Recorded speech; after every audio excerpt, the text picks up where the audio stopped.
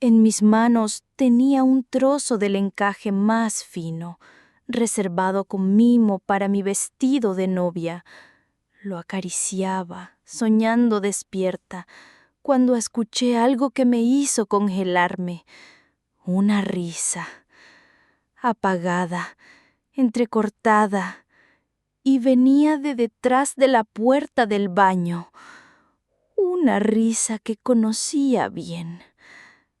La de mi prometido. Y la otra, la de mi hija de 17 años. En ese instante, se me fue el alma al suelo. No lo digo como metáfora, se me fue, porque ese día mi mundo se rompió por segunda vez. Pero para entender cómo llegué a ese momento, hay que ir atrás, muy atrás, al año 1969.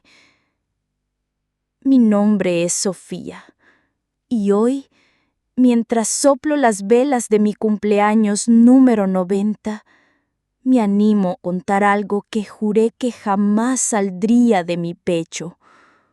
Una historia tan dolorosa como necesaria. Tenía 34 años cuando todo comenzó, en un pueblito andaluz bañado de sol y susurros. En la España de entonces, una mujer de mi edad, madre soltera de un adolescente, ya era vista poco menos que como una reliquia. Mi hija Isabel tenía apenas 14 años. Era lista, guapa. Tenía mis ojos, pero la sonrisa era la de su padre, Javier. Una sonrisa que con el tiempo terminé por temer. Desde fuera dábamos la imagen perfecta. Javier, trajeado cada día con su porte de empleado bancario ejemplar.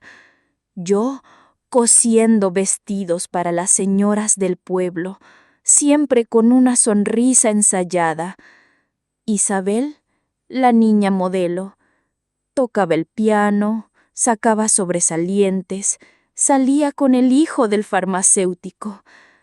Un cuadro de familia para colgar en la pared, hasta que te acercabas y notabas que el marco olía a humedad, porque dentro de casa todo era otra cosa. Javier bebía desde el principio. Empezó con unas copas los fines de semana y acabó con brandy cada tarde, con el nudo de la corbata medio suelto y el alma cada vez más oscura. Llegaba, lanzaba lo que tuviera en la mano, gritaba, rompía cosas, me gritaba a mí, me hacía sentir menos que nada. Eres una inútil, Sofía. Ni una comida sabes hacer bien, ni una casa sabes llevar. Y yo callaba, por miedo, por vergüenza, porque entonces, en aquella España, una mujer que se separaba era poco menos que una pecadora.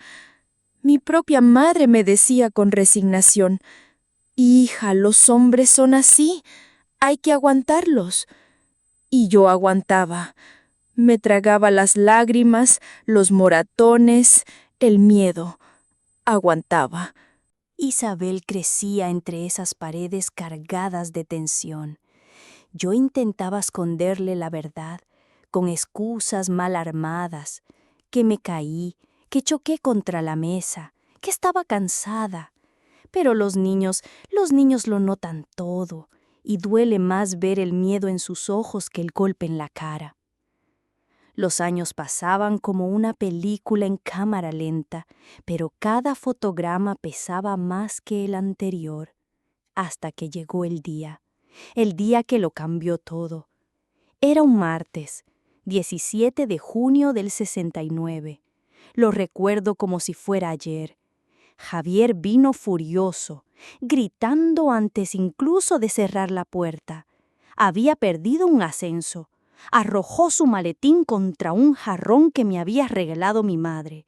Y cuando ese jarrón se hizo trizas, supe que esa noche algo en mí también se quebraría. Le pedí a Isabel que subiera a su cuarto. Me miró con esos ojos grandes, asustada. Pero Javier no lo permitió. Que se quede, ya va siendo hora de que aprenda cómo es la vida real, rugió. Y entonces me pegó, por primera vez frente a ella. Bofetadas, empujones, insultos. Isabel gritaba, lloraba, suplicaba, y él se giró hacia ella con una mirada que no le había visto jamás. Dijo algo que todavía hoy me revuelve las entrañas. «Deja de llorar, mocosa. Algún día te enseñaré yo lo que es ser una mujer, ya que tu madre no te ha servido de nada». Ahí se rompió todo, y al mismo tiempo algo en mí se encendió. Ya no tenía miedo, no por mí, por ella. Esa misma noche esperé a que él cayera borracho.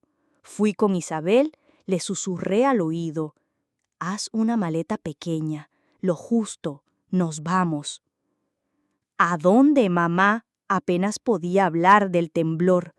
«A Madrid, con tu tía Elena». Me miró como si no entendiera. «¿Y el cole? ¿Y Pablo?». Le tomé las manos. «Isabel, o nos vamos ahora, o no sé qué pasará mañana». Salimos a las 3 de la madrugada, con lo puesto y mis pocos ahorros. El autobús a Madrid salió a las 5. 8 horas de viaje en silencio, su cara pegada a la ventana, sus lágrimas secándose solas. Cuando por fin llegamos a la estación, me miró y soltó con una voz que aún me duele recordar: «Arruinaste mi vida. Me quitaste todo. Mis amigos, mi novio, mi colegio, todo». Pensé que lo entendería, que algún día lo haría, pero en ese momento yo era la mala de su cuento. Y eso fue solo el comienzo.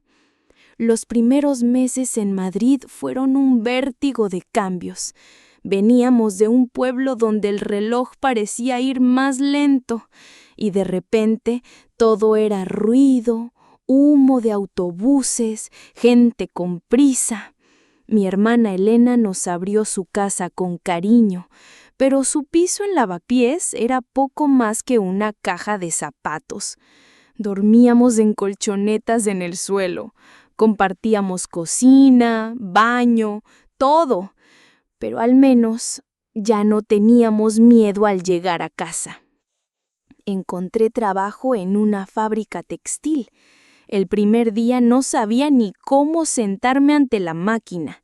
El zumbido constante, el olor a grasa y tela vieja se me metieron en la piel.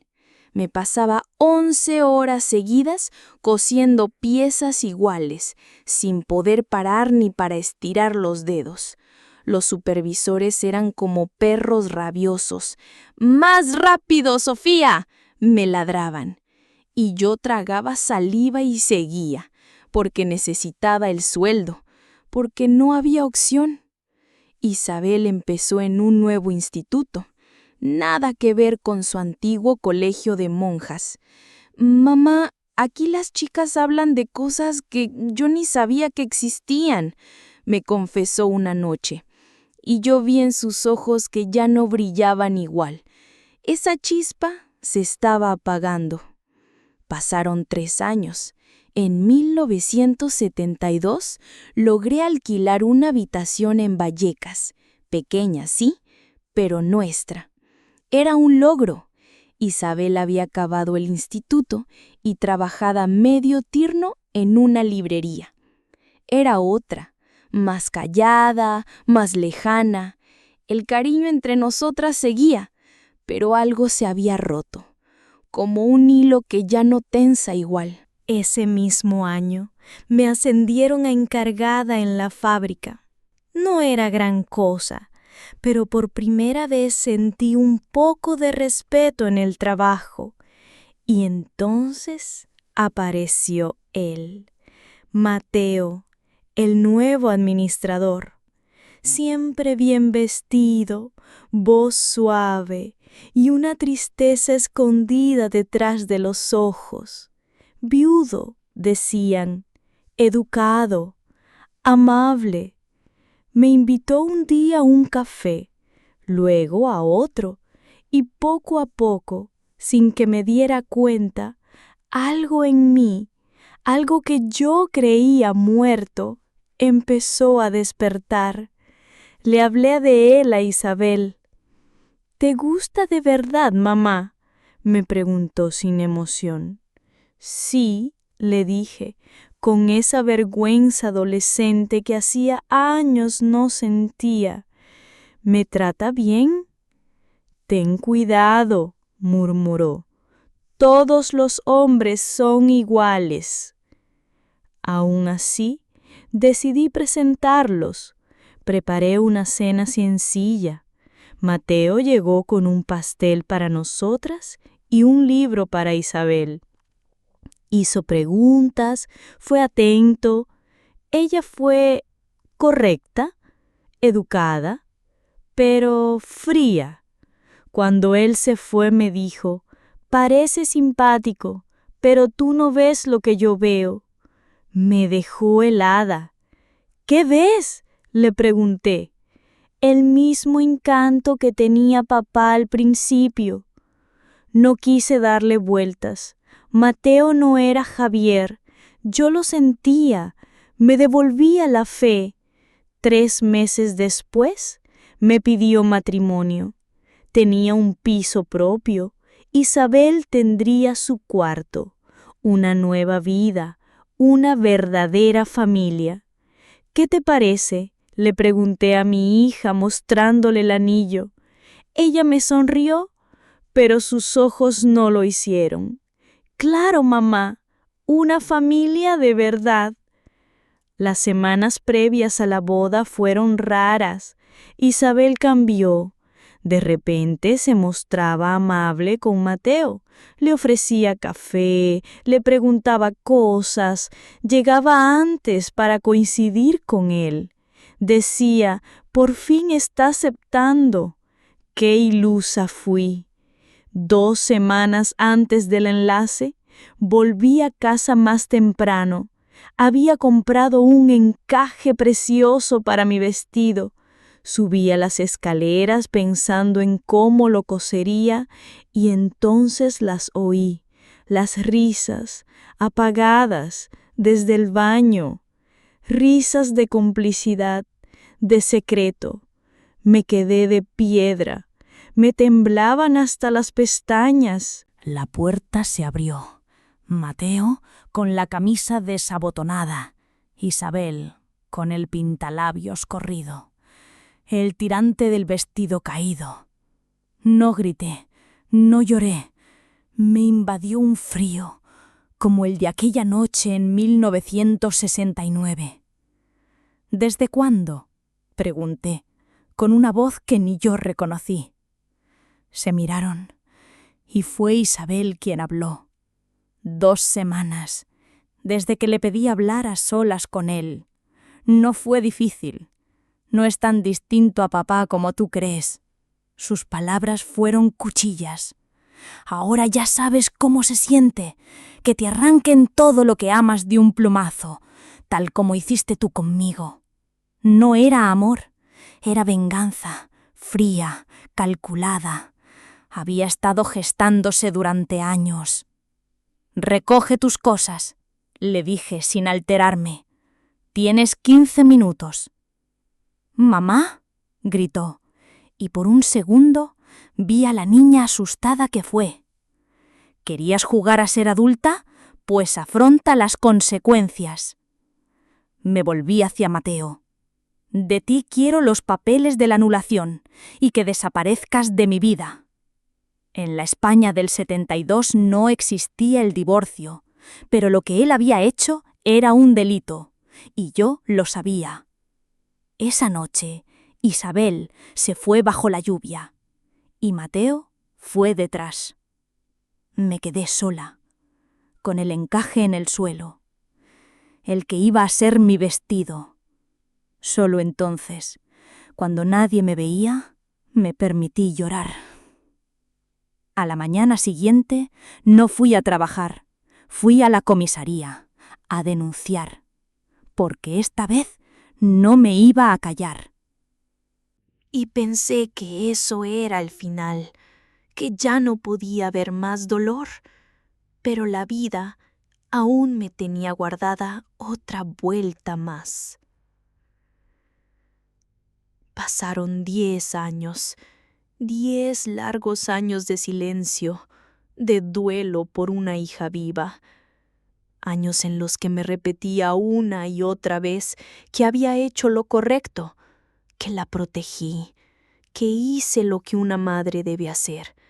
Pero el vacío, ese no se llenaba con razón.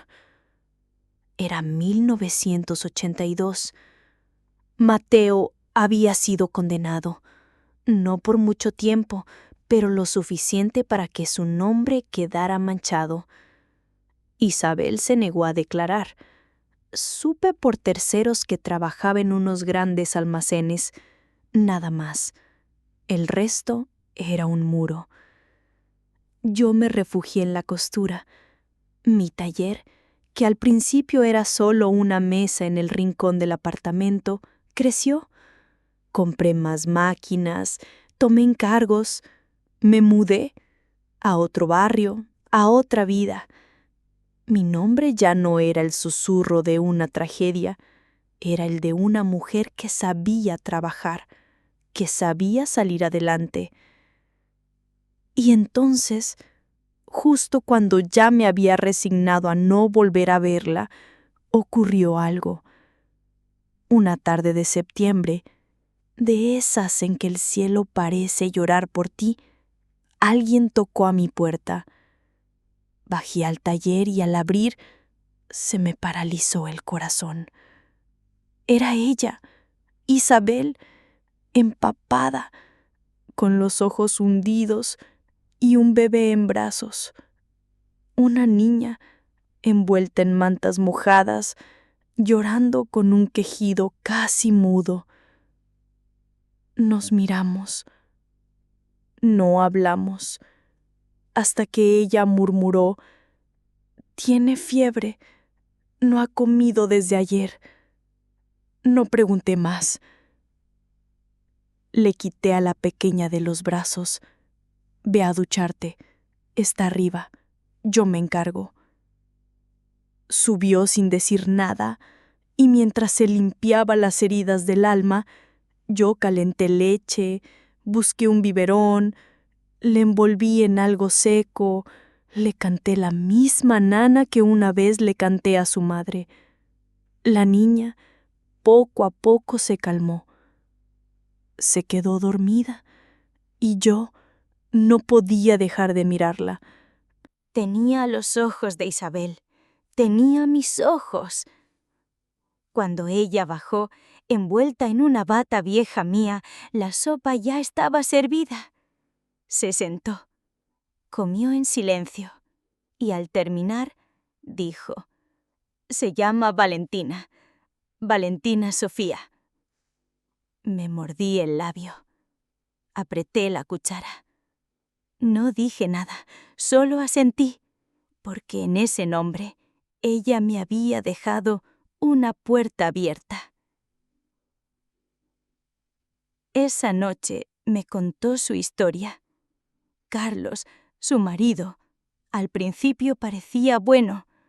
Luego llegaron los celos, los gritos, los golpes, el miedo y al final la amenaza. «La próxima vez le pego a la niña», le había dicho. Y entonces entendió todo. «Ahora sé por qué huiste, por qué me sacaste de allí, y también sé el daño que te hice. Perdóname, mamá». Esas palabras no las esperaba. Ni siquiera sabía si las necesitaba, pero al oírlas, algo dentro de mí se derrumbó y por fin pude respirar. A partir de entonces comenzamos de nuevo, despacio, sin prisa, como quien cose un tejido delicado, puntada a puntada. No fue fácil, pero teníamos algo que antes no teníamos: a Valentina, nuestro nuevo hilo conductor. Isabel empezó a ayudarme en el taller. Tenía talento y tenía ideas frescas. Las clientas más jóvenes venían por ella. Nos convertimos en un equipo. Incluso cuando, un día, Carlos apareció borracho en la puerta, no me alteré. Le miré a los ojos y tomé el teléfono. Mi hija tiene una orden de alejamiento contra este hombre. Y él se fue para no volver. En 1985, juntas compramos el local. Pusimos un cartel nuevo: Sofía e Isabel, moda y taller. Nuestros nombres, uno al lado del otro. Un día, rebuscando entre telas viejas, Isabel encontró una caja. Dentro, cuidadosamente doblado, estaba aquel encaje, el de mi vestido de novia que nunca fue. ¿Lo guardaste todo este tiempo?, me preguntó. Guardo muchas cosas, le respondí. Ella lo acarició en silencio. Luego dijo: ¿y si lo usamos para el vestido de comunión de Valentina? Y así lo hicimos. El encaje que nació del dolor ahora adornaba una celebración de vida. Pero nuestra historia no acabó ahí, porque de todo aquello nació algo más grande. Los años pasaron volando, las estaciones cambiaban, pero mi rutina seguía: coser, enseñar, compartir silencios con Isabel. Nuestro taller no solo prosperó, se convirtió en un hogar para muchas más. Isabel se apuntó a clases nocturnas y con esfuerzo se tituló en diseño. Y Valentina creció como un torbellino de vida y carácter, lista, curiosa, con ese fuego que solo tienen los que han nacido de la resistencia. Con el tiempo, la costura ya no nos bastaba. Sentíamos las dos que teníamos que hacer algo más. Habíamos sobrevivido a una tormenta y no queríamos guardar el paraguas solo para nosotras. Así nació Renacer. Convertimos el trasteo del taller en un pequeño aula. Compramos máquinas viejas, pintamos las paredes con colores cálidos, pusimos música y, lo más importante, abrimos las puertas a mujeres que, como nosotras, venían rotas, algunas con hijos, algunas solas, algunas ni saber sostener una aguja, pero todas las ganas de volver a empezar. Valentina, que estudió Derecho, empezó a asesorarlas legalmente. Isabel les enseñaba a coser con paciencia y ternura. Y yo contaba mi historia, sin filtros, sin adornos. Las miraba a los ojos y les decía: duele, pero un día mirarás atrás y te sorprenderás de todo lo que has construido. Las veía transformarse, como tela que parecía inútil, y con las manos adecuadas se convertía en algo hermoso. Y yo me sentía viva, más viva que nunca. Hoy, en mi cumpleaños número 90, estoy sentada frente a este taller que levantamos con lágrimas, hilo y fe. A mi lado está Isabel, ya con el cabello blanco, y Valentina, convertida en una abogada brillante y madre de 2 niños que corretean entre rollos de tela. Ya no coso como antes, Mis manos tiemblan, pero vengo cada día, miro a las chicas nuevas, a las que ya se fueron, y doy gracias. Fue Valentina quien me convenció de contar esta historia aquí. Me dijo: abuela, tu vida puede ser una linterna para alguien que ahora mismo camina en la oscuridad. Así que, si me estás escuchando, tal vez estés pasando por tu propia noche. Tal vez pienses que todo se ha roto, que no hay salida, pero créeme, la hay. Yo soy prueba de eso, Isabel también lo es, y cada mujer que ha pasado por nuestro proyecto Renacer, día a día, paso a paso, puntada a puntada. Un día, cuando miras atrás, no verás solo las cicatrices, verás el hermoso bordado que has creado con lo que parecía irremediable. Gracias por escuchar a esta vieja costurera. Y ahora quiero escucharte a ti. Cuéntame en los comentarios desde qué rincón del mundo me estás viendo y qué parte de esta historia tocó tu corazón. Si algo de esto resonó en ti, dale al corazón, comparte este video. Alguien más puede estar necesitando justo estas palabras, porque siempre, siempre hay un después y siempre, siempre se puede empezar de nuevo.